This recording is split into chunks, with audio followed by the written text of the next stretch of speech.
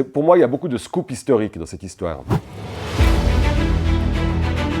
Qu'est-ce qui m'a beaucoup intéressé? Donc c'est toujours à deux niveaux, le passé de mon pays et ce qu'on peut apprendre sur le monde aujourd'hui.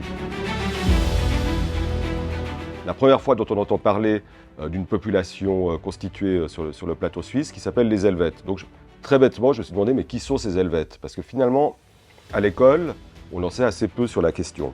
Et ce que j'ai découvert, qui n'est pas un scoop pour les archéologues, mais qui pour le grand public en est un, et pour moi en est un sacré, c'est que c'était une histoire absolument violente, sanglante, et surtout extrêmement intéressante à la lumière de ce qu'on est en train de vivre aujourd'hui.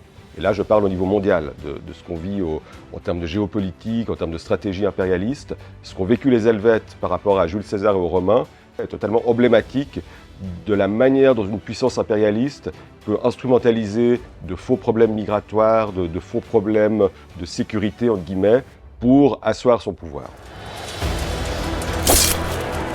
L'histoire est tellement forte que si on fait bien notre boulot d'historien autodidacte, l'histoire est plus forte que nous. Et juste de la restituer, c'est déjà donner un souffle à l'histoire. Donc le boulot, il consiste plus à focaliser sur les moments clés, ce qui fait qu'on va apprendre des choses, mais de manière, sans avoir l'impression que ce soit un pensum.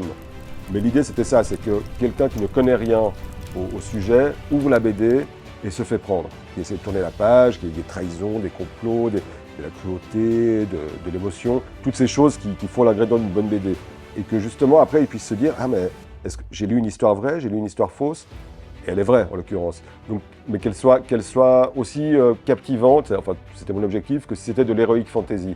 Quand Pierre Paquet m'a proposé un dessinateur qui était issu de DC Comics, Félix Ruiz, j'étais là « Waouh, super !» C'est ça que je voulais, quelque chose d'un tout petit peu décalé, même si au final, ça reste classique. Il a ce trait un peu enlevé qu'il a mis dans certains Batman.